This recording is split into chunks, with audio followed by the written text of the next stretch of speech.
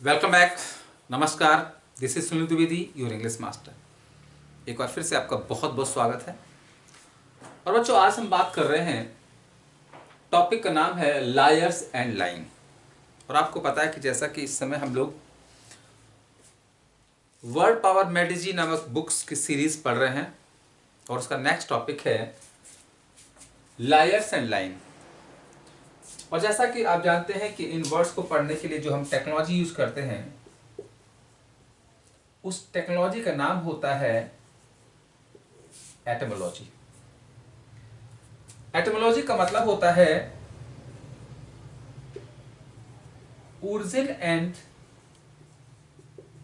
History of words. शब्दों की उत्पत्ति कैसे होती है, शब्द बनते कैसे हैं, this process is called etymology. दोस्तों, इसमें पढ़ते हैं हमारे इस वर्ड का रूट वर्ड क्या है, इसके पीछे प्रीफिक्स क्या लगा हुआ है और इसके आगे सफिक्स क्या लगा हुआ है, हम इस पर काम करते हैं। और आपको पता है कि हमारा जो सफिक्स है हमें ये भी बताता है हमारे इस वर्ड का पार्ट्स ऑफ स्पीच क्या है, क्योंकि वर्ड की मीनिंग के साथ साथ उसका पार्ट्स ऑफ स्पीच आना बहुत जरूरी होता है।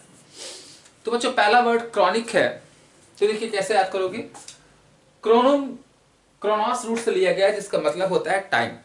ग्रीक रूट है और आईसी लगाने से वर्ड एडजेक्टिव बन जाता है। तो क्रॉनिक का मतलब हो जाता है रिलेटेड टू लॉन्ग टाइम। जब कोई घटना बहुत लंबे समय से चली आ रही होती है तो वो क्रॉनिक कहलाती है। इसका एक और मीनिंग हो जाता है, इसे हम कांस्टेंट कह सकते हैं। जो चीज बहुत पुरानी हो जाए, लगातार चलती आए, वो कहलाती है क्रॉनिक। जैसे कुछ बीमारियां होती हैं, कुछ डिजीजेज होती हैं, वो जो लंबे दिनों से ठीक नहीं होती हैं, they are called chronic disease. ऐसे इस रूट से एक वर्ड बना हुआ है क्रॉनिकल। अब दोस्तों, यहां पर क्रॉनी वर्ड आया हुआ, क्रॉनी मींस टाइम होता है, और क्रॉनिकल का मतलब हो जाता है रिलेटेड टू पास्ट टाइम। किसी पास्ट समय से संबंधित क्रॉनिकल कहलाता है, और जो हमारा पास्ट होता है वो हिस्ट्री कहलाता है। तो बच्चों, क्रॉनिकल का मतलब हो जाता है इतिहास कहलाता है या हिस्ट्री बन जाता है। ये वर्ड भी नोट कर लीजिएगा। नेक्स्ट वर्ड आपका है क्रोनोलॉजी। तो क्रोनो का मतलब होता है टाइम और लॉजी का मतलब होता है साइंस स्टडी। तो मीनिंग हो जाता है साइंस या स्टडी ऑफ टाइम। समय का अध्ययन, समय का विज्ञान क्रोनोलॉजी कहलाता है। अब देखिए, क्रोनोलॉजी से भी एक वर्ड बन जाता है और वो हो जाएगा क्रोनोलॉजिस्ट। तो बच्चों, IST लगाने से बन जाता है पर्सन। तो मीनिंग हो जाता है इसका a person who studies time. जो समय का अध्ययन करता है वो इंसान क्रोनोलॉजिस्ट कहलाता है। अगला वर्ड आपका है क्रोनोमीटर। तो क्रोनो टाइम होता है, मीटर होता है मीजर करना, मापना, या एक इंस्ट्रूमेंट होता है जो किसी चीज को नापता है। तो क्रोनोमीटर हो जाता है an instrument that measures time. यानी वह इंस्ट्रूमेंट जो समय को नापता है वो क्रोनोमीटर कहलाते हैं। इसे हम घड़ी कह सकते हैं, क्लॉक कह सकते हैं। बच्चों, नेक्स्ट वर्ड हमारा सिंक्रोनस है। तो सिन का मतलब होता है सेम और क्रोनोमिस होता है टाइम। तो इसका मीनिंग हो जाता है occurring eight the same time. किसी चीज का एक ही समय में घटित होना सिंक्रोनस कहलाता है। और अगला है सिंक्रोनाइज। ये वर्ब बन जाता है, तो यहां पर टू लगा देंगे और ये हो जाता है to occur at the same time. तो वर्ब बन जाता है सिंक्रोनाइज। सिंक्रोनाइजेशन नाउन है, ये भी हो जाता है एक एक्ट हो जाता है, act of happening at same time. किसी चीज का एक ही समय में घटित होने का काम सिंक्रोनाइजेशन, ये नाउन बन जाता है। नेक्स्ट वर्ड बच्चों, आपका अगला वर्ड है एनाक्रोनस। तो एना का मतलब होता है अगेंस्ट और क्रोनोमिस होता है टाइम, तो एनाक्रोनस हो जाता है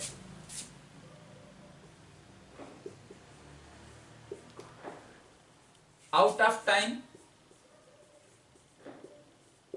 या अगेंस्ट टाइम। समय के खिलाफ, समय के विपरीत कोई काम एनाक्रोनस कहलाता है। और अगला है एनाक्रोनिज्म, तो ये बन जाता है रूल, ये हो जाता है rule of doing something against time. किसी काम का समय के खिलाफ होना एनाक्रोनिज्म कहलाता है। तो देखिए कितना आसान है लर्न करना। Chronic related to long time, constant कहलाता है। Chronology study of time, chronologist बन जाता है इसे। Chronometer instrument that measures time. Synchronous occurring at या happening at the same time. Synchronize verb है टू अकर या happen at the same time. Synchronization noun बन जाता है एक्ट ऑफ अकरिंग और happening at the same time. Ana means against, chrono means time against time, और anachronism बन जाता है rule of doing something against time. चलिए नेक्स्ट वर्ड, इसी टॉपिक का अगला root.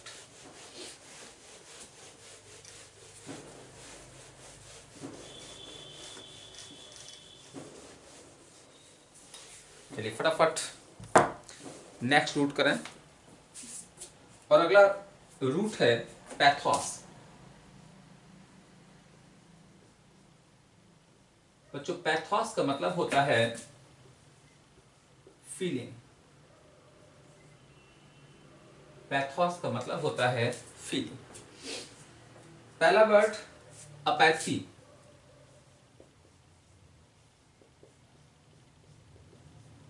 Next antipathy.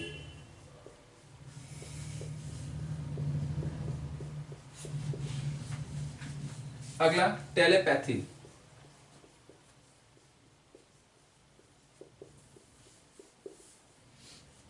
Next empathy. Sorry, आप लोग भी नोट करते जाइए फटाफट। एम्पैथी,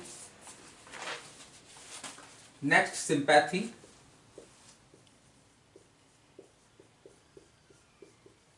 और नेक्स्ट वर्ड है पैथेटिक।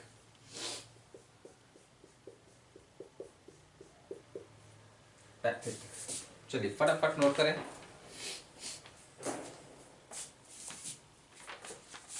पहला वर्ड आपका है अपैथी। बच्चों पैथी का मतलब होता है फीलिंग, और प्रोसेस अपना वही करिएगा, रूट, सफिक्स और प्रीफिक्स। तो पैथी हमारा फीलिंग होता है, आ लगा है तो बच्चों आ का मतलब हो जाता है नॉट या लैकिंग, तो मीनिंग हो जाता है लैकिंग फीलिंग। फीलिंग की कमी होना अपैथी कहलाता है। अगला है एंटीपैथी। तो anti means against, pathy means feeling, तो इसका मीनिंग हो जाता है अगेंस्ट फीलिंग। और दोस्तों जब हमारी फीलिंग किसी से अगेंस्ट हो जाती है तो वो हेट्रेड कहलाता है, घृणा कहलाता है। अगला है telepathy. Tele means distance, pathy means feeling, तो डिस्टेंस फीलिंग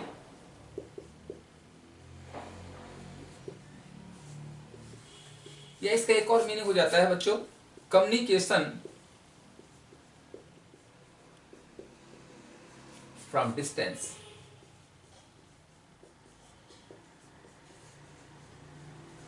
जो लोग दूर हैं आपसे, उनकी फीलिंग्स को समझ लेना टेलीपैथी। अगला एम्पैथी माने इनर, पैथी मीन्स फीलिंग, तो मीनिंग हो जाता है इनर फीलिंग्स, आंतरिक भावनाएं। अगला सिंपैथी, सिम माने सेम, पैथी माने फीलिंग, तो ये हो जाता है सेम फीलिंग। दोस्तों सेम फीलिंग सहानुभूति कहलाता है। और अगला पैथेटिक है, तो पैथी मीन्स फीलिंग होता है, तो मीनिंग हो जाता है फुल ऑफ फीलिंग्स, फीलिंग से भरा हुआ पैथेटिक कहलाता है। तो है ना, बड़ा इजी है, बच्चों का खेल है रूट वर्ड से पढ़ना। कैसे, फिर से रिवीजन कर लेते हैं। Apathy lacking feeling, antipathy against feeling या हेटेड, टेलीपैथी डिस्टेंस फीलिंग या communication from distance, empathy inner feelings, sympathy same feelings और पैथेटिक फुल ऑफ फीलिंग्स। चलिए नेक्स्ट रूट करते हैं। एक और रूट है इस टॉपिक का, उसको भी देखते हैं। तो बच्चों नेक्स्ट रूट हमारा है और उस रूट का नाम है जेनेसिस। जेनेसिस का मतलब होता है बर्थ या ओरिजिन, जन्म या उत्पत्ति। पहला word genital, your first word is genital.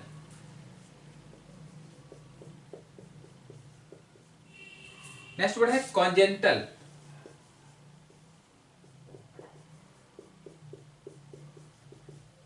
अगला वर्ड है जेनेटिक्स,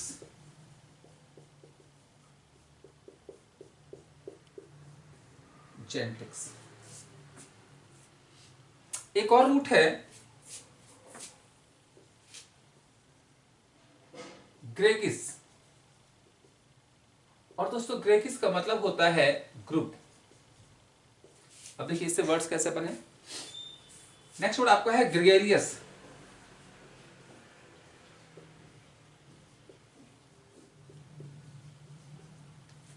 अगला है ग्रेगेरियसनेस, ग्रेगेरियसनेस। नेक्स्ट वर्ड आपका है इग्रेजियस,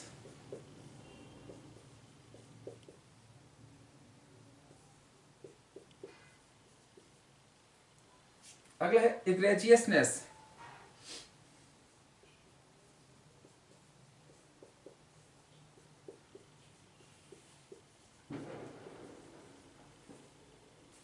नेक्स्ट है कॉन्ग्रीगेशन,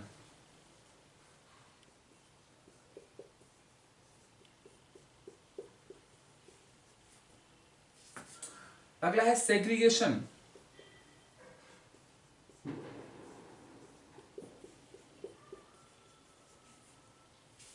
और अगला है एग्रीगेशन।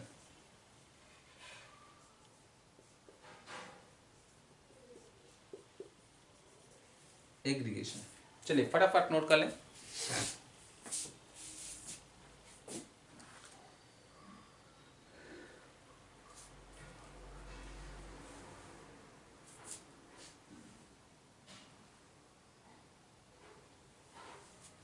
तो पहला वर्ड आपका है जेंटल, प्रोसेस बच्चों वही है, रूट, रूट सफिक्स और सफिक्स। तो पहला वर्ड जेनिटल है, तो बच्चों जेनिट का मतलब होता है बर्थ, और एल हो जाता है एडिटिव से, तो मीनिंग हो जाता है रिलेटेड टू बर्थ, जन्म से संबंधित जेनिटल कहलाता है।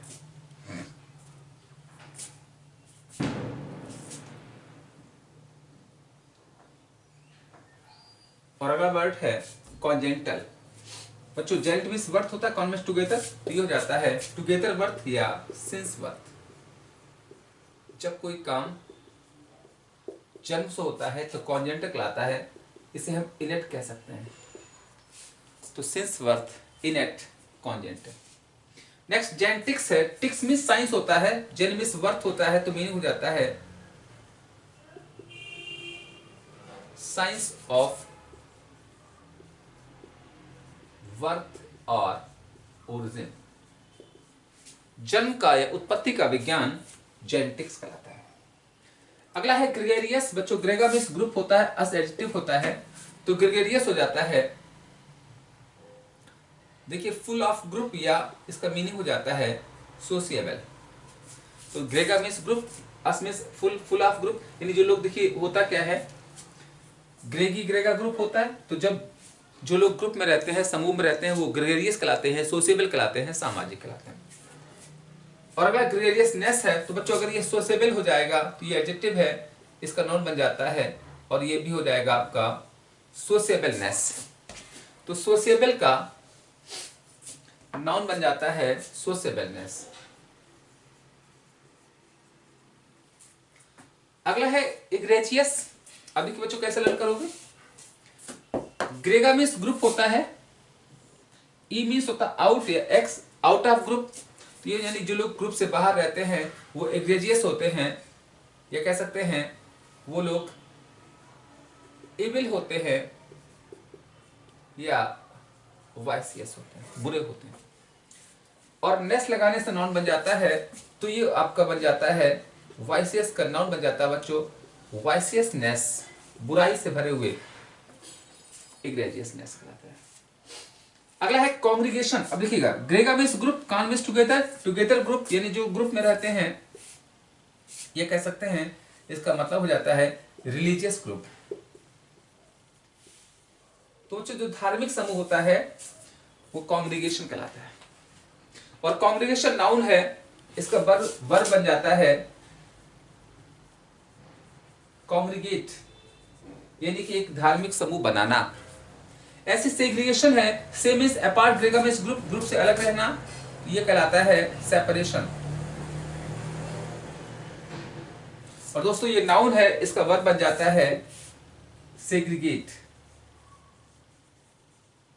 सेग्रीगेशन का वर्ब सेग्रीगेट हो जाता है। अगला एग्रीगेशन है, तो ग्रेगामिस ग्रुप, एग्मिस होता है टोटल, टू, पी हो जाता है एक ग्रुप बनाना, टोटल या सम, एग्रीगेशन कहलाता है, ये नाउन है और उसका वर्ब बन जाता है एग्रीगेट करना, ये बन जाता है वर्ब। आइए क्विक रिवीजन कर लेते हैं। Gender related to birth, congenital since birth, genetics science of birth, gregarious sociable, gregariousness sociableness, egregious evil, egregiousness viciousness, congregation religious group, segregation separation, और एग्रीगेशन हो जाता है सम या टोटल। तो दोस्तों ये थे आज के इंपॉर्टेंट वर्ड्स, और टॉपिक का नाम था आपका जो हमारे समूह होते हैं उससे संबंधित वर्ड थे, या कह सकते हैं लायर्स एंड लाइन से संबंधित वर्ड थे। मिलते हैं नेक्स्ट वीडियो में कुछ और वर्ड के साथ, तब तक के लिए जय हिंद, नमस्कार।